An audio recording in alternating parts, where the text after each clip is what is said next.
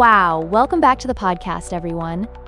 Today we have a fascinating and somewhat intense case to dive into. We're talking about abdominal pain in a 68-year-old woman named Mrs. Davis. This is no ordinary stomach ache. We're looking at severe abdominal discomfort that can sometimes lead to life-threatening conditions. So buckle up and let's get into it. Oh wow, severe pain? What's the very first thing that stood out to you when you looked at Mrs. Davis? Was it just the severity of her symptoms or something else? Great question. So one of the most alarming aspects was how she presented. Mrs. Davis looked pale, sweaty, and was actually moaning in discomfort.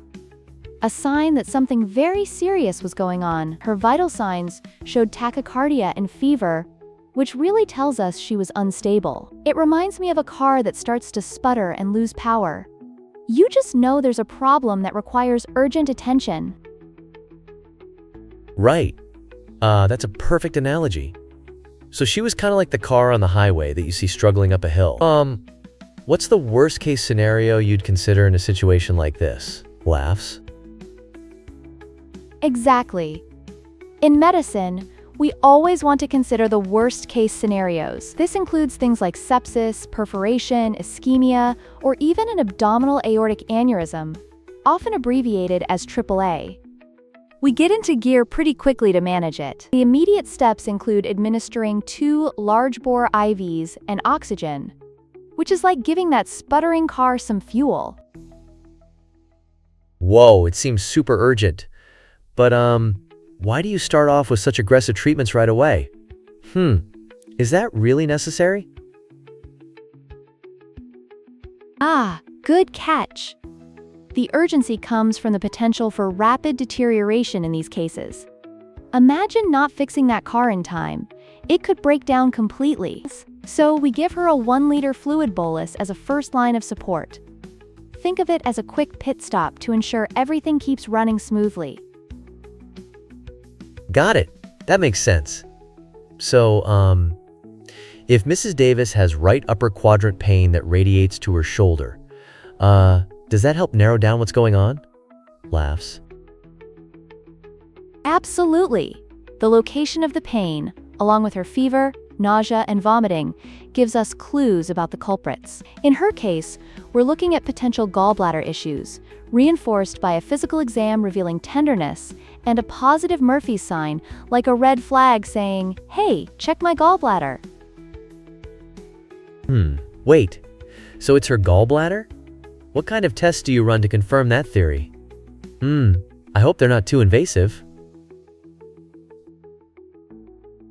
You got it. The top differentials we consider are acute cholecystitis and cholangitis. We start with a bedside ultrasound, which can confirm cholecystitis. Lab tests will typically indicate an infection.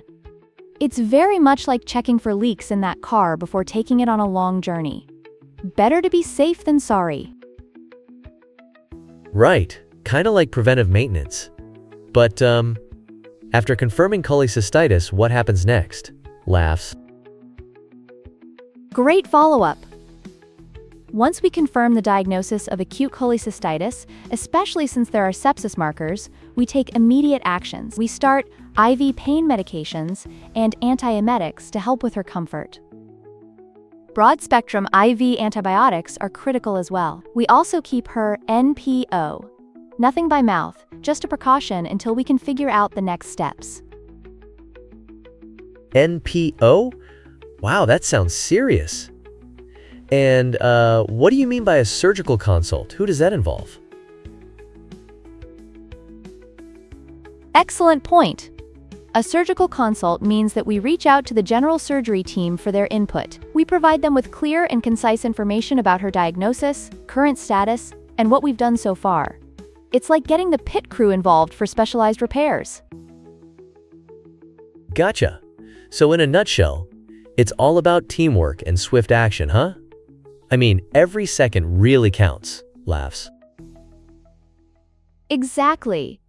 When you put it all together, it's like a well-oiled machine, with each part performing its role efficiently. Structure is key to managing the complexities of these medical cases. So we've covered a lot today in this quick overview of abdominal pain.